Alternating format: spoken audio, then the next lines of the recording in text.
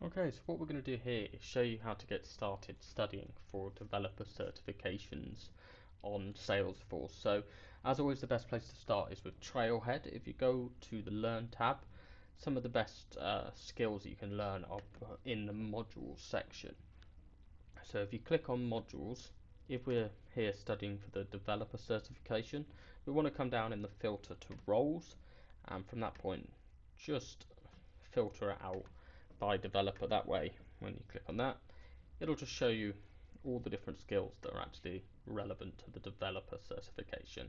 From there you can just work through the ones that you think will be useful, work through as much. Once you feel like you've got a good grasp on it, a bit more in-depth learning can be done in classes.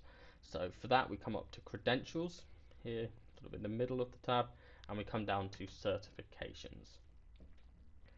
Now there's going to be a few different options. Obviously there's lots of different roles on Salesforce. For the developer one, we'll come across here to Salesforce Developer, and that'll bring up all the different certifications that you can do.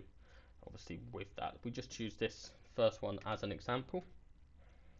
That'll take you to a bit more information about the certification, exactly what you'll do.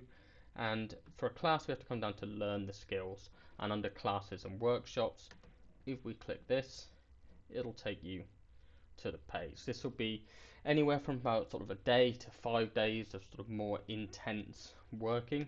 There's a cost involved. Obviously with this one it's 4 days, so you can see the different classes that they have available.